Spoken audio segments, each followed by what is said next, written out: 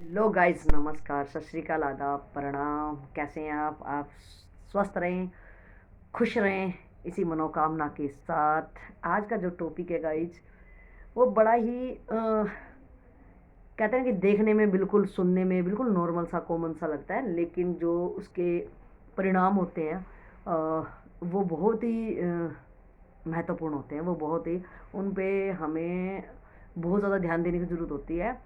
और वो क्यों होती है कि शायद वो आपको लगे कि यार इससे क्या होगा। शायद आप डिनाई भी कर देंगे पल भर के लिए कि इनसे तो कुछ नहीं होता, और ना इनसे किसी को परेशानी होती। क्या होता है कि हमारी जो हैबिट होती है ना गाइज, वो अपने को नहीं लगती है कि उनसे दूसरों को क्या परेशानी होगी, मगर मगर जिसको परेशानी हो रही है ना, वही बता सकता है कि आपकी इस आदत से मुझे क्या क्या दिक्कतें हो रही हैं। तो इसी पे बात करेंगे आप अपने इसी टॉपिक पे। तो चल, तो मैं थोड़ा सा ब्रीफ से आपको बता दूं जो कि मुझे अभी भी लगा, तो मैंने सोचा चलो इसी पे वीडियो बनाएं।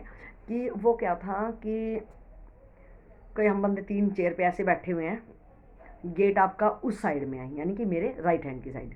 तो जो मेरे राइट हैंड पे बंदा बैठा है बीच में, इधर एक कुर्सी खाली है, तो उसको जो राइट हैंड की तरफ मूव करना चाहिए, या लेफ्ट हैंड की तरफ जहाँ बंदे भी बैठे हैं उधर मूव करके गेट गेट से उसको निकलना है। तो वो उसको लेफ्ट मूव करना चाहिए या उसको राइट।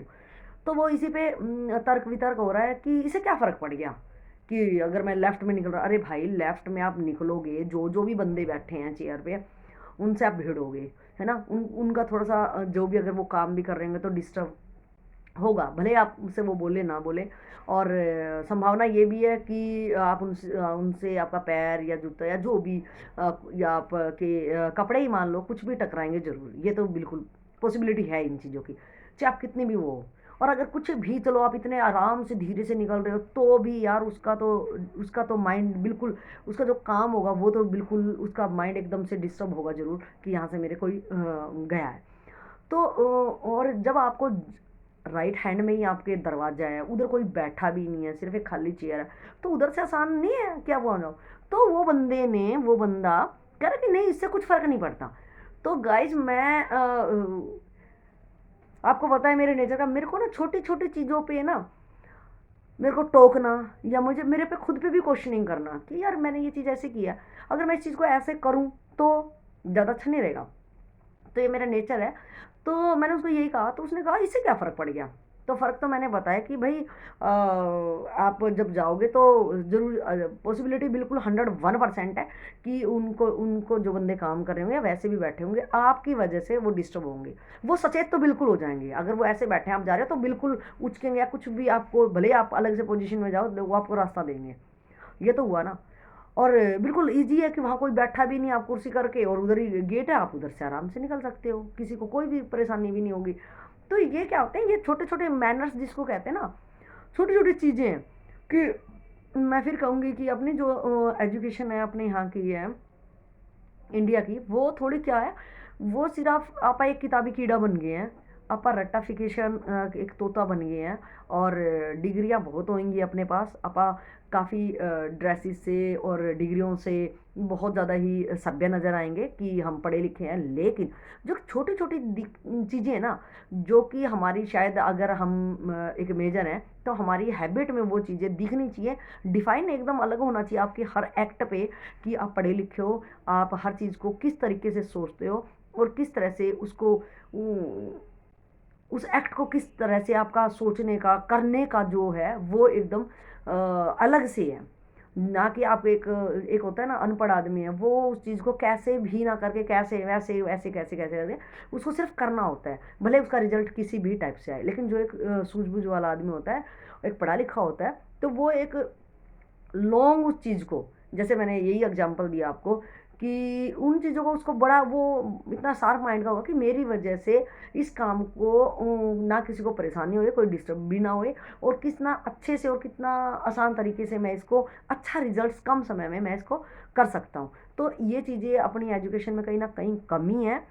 तो गाइस, क्या होता है कि जो वो हैबिट में, देखो स्कूल बाद में होता है, और स्कूल में बच्चा कितने घंटे रहता है। तो मैं यहाँ गाइज ये एडवाइस करना चाहूँगी पेरेंट्स को, कि जब बच्चा छोटा होता है, छोटा तो क्या देखो, मैंने कई घरों में देखा भी है, वो माँ बाप बड़े अच्छे हैं, वो छोटी छोटी चीज़ के लिए ना अपने बच्चों को क्या करते हैं, टोकते हैं कि नहीं बेटा ये चीज़ ऐसे नहीं, ऐसे करो, ऐसे नहीं वैसे करो। बच्चा है अभी, नादान है, तो वो वैसे ना करके जैसे उसको भी इजी पड़ेगा वो वैसे ही करेगा। लेकिन आप जब आप घर पे जो भी सदस्य हो उनको उसको थोड़ा सा रोकेंगे टोकेंगे किसी भी तरह से ना, तो बाद में क्या होता है, जब वो स्कूल में जाने वाला होता है और उस टाइम पर उसको छोटी छोटी है ना गुड हैबिट्स उसको अपने आप है ना उसके नेचर में आ जाती हैं।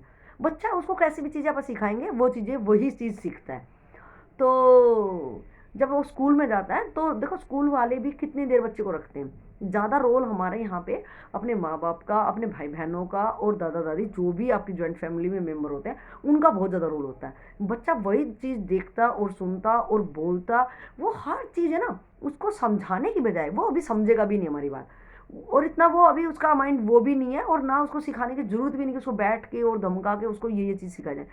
क्या होता है, जो आप एक्ट करते हैं, जिस टाइप से आप करते हैं वो भी कल है ना उसी टाइप से ऑटोमेटिक करने लग जाता है। क्योंकि जो देखने वाला ऑब्जर्वेशन वाला चीज़ होती है ना वो बहुत तगड़ा रोल प्ले करती है कि किस टाइप से बच्चा वो चीज़ें अगर फादर के अंदर, मदर के अंदर या जो भी और फैमिली मेम्बर है उनको वो देखता है तो वो भी सेम ऐसे करता है। और फिर आप जब घर में बात करते हैं कि ये चीज़ें ऐसे नहीं ऐसे नहीं, अपने अपने व्यू रखते हैं कोई भी चीज़ के, तो कल क्या होता है कि वो बच्चा भी अपने व्यू रखता है, वो भी बोलता है कि ये चीज़ ऐसे नहीं ऐसे नहीं। तो इससे क्या होता है कि अपना जो आईक्यू होता है उसमें भी हमारे क्या होता है वो भी फास्ट होता है, और सबको ये लगता है कि मेरे व्यू को भी क्या पता कि भाई जो मैंने सोचा हो वो सही ना हो सकता है कि मेरा इतना ही क्राइटेरिया उस चीज़ को सोचने का। और तो इससे बेस्ट तरीका कोई नहीं हो सकता अपनी फैमिली में कि आप जो जो बंदा उस चीज़ के बारे में सोच रहा है। जैसे मैंने सोचा कि भाई आप, मैंने एक बात कही तो आपने कि ये बात ऐसे नहीं ऐसे भी हो सकती है, तो मेरे को पहली बात तो मुझे खुला दिल का इंसान होना चाहिए कि सॉरी गाइस, कि अगर मुझे किसी ने कहा है तो मैं ये नहीं मैं वहाँ तर्क वितर्क कुतर्क में अपना ध्यान दूँ। मुझे कुछ पल देखो जो मेरा है वो तो मेरा है ना, लेकिन जो दूसरे ने कहा है तो मैं उसको ध्यान से सुनूं और सोचूं कि रियल में जो इसने कहा है कहीं ना कहीं पॉजिटिव है, और वो शायद मेरा दिमाग वहाँ काम नहीं कर रहा था, और अगर उससे मुझे फ़ायदा हो रहा है तो क्यों ना मैं उसकी बात मानूं, और मुझे तो उसका थैंक्स करना चाहिए। अगर आपको लग रहा है कि भाई इसकी बातों में कोई मीनिंग लेस है इसकी बातें, और सिर्फ जो बोलते हैं कि झाग धूप बिलोना वो है, तो आप शायद वहाँ वो जगह छोड़ दें, अपना टाइम वेस्ट ना करें, अपने माइंड में कचरा ना जमा करें। क्योंकि क्या होता है कि जो भी कुछ हम चाहे आप सुन के या देख के या बोल के जो भी आप करते हैं वो अपने अंदर प्रिंट हो जाता है, और कभी ना कभी क्या पता वो हमारे अंदर से ना निकलाए।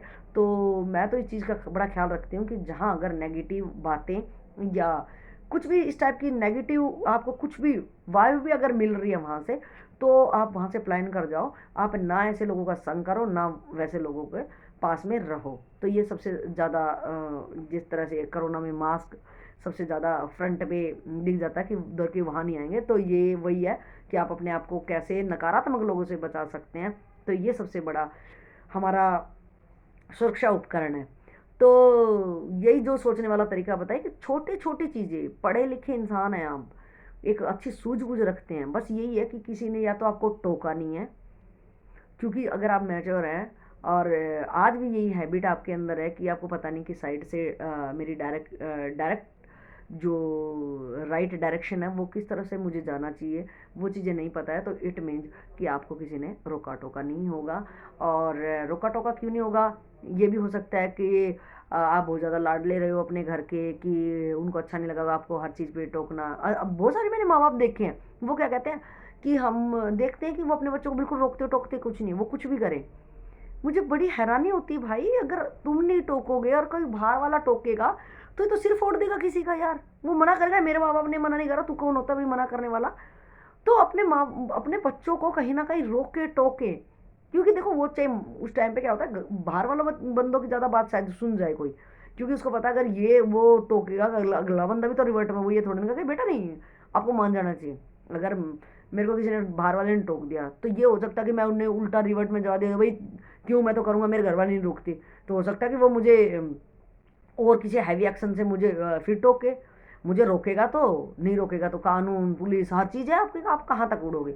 तो पहले जो है मेरी ये हम्बल रिक्वेस्ट है कि अगर आप पेरेंट्स हैं तो अपने बच्चों को किसी ना किसी चीज़ से आप उनको टोकें, और बार बार जब हम टोकते हैं तो वो जो हमारी हैबिट होती है, आज नहीं कल नहीं, हम बार बार टोकने से वो हमारी आदत में वो चीज़ें आ जाती हैं।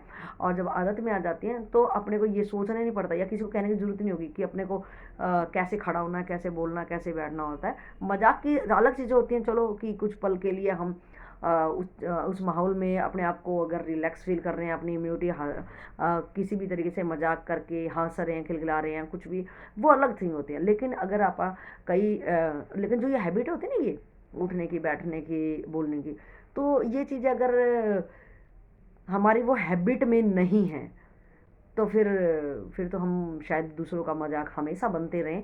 तो ऐसा ना होने दें। और आप तो समझदार हैं, आपको अगर कोई टोक रहा है तो ये ना आप कुतर्क करें।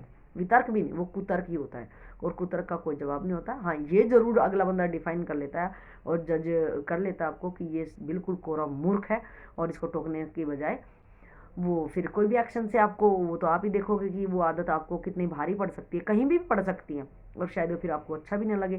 तो क्यों ना ये आदत को अगर कोई टोक रहा है तो कुतर्क ना देते हुए, और आप थोड़ा सा रोक के देखें कि हाँ यार, रियल में ये चीज़ें ऐसी हैं और मुझे इन पे अपना ध्यान केंद्रित करके मुझे ये चीज़ें हैबिट में लानी चाहिए। तो यही कहना था मेरा कि कुतर्क ना करें, जो भी करें कि सबको, अगर आपके बारे में वो कोई कुछ कह रहा है, अगर वो नेगेटिव भी कह रहा है, तो हो सकता है आज वो मुझे दिख ना रहा हो और उसको वो चीज़ दिख रही हो। होता है ना कि पब्लिक सब कुछ जानती है, तो वो चीज़ें क्या होता है, उनका अपनी तरफ ध्यान नहीं होता, सारा उन्होंने अपना जो समय और ध्यान आपको देखने में लगाया है।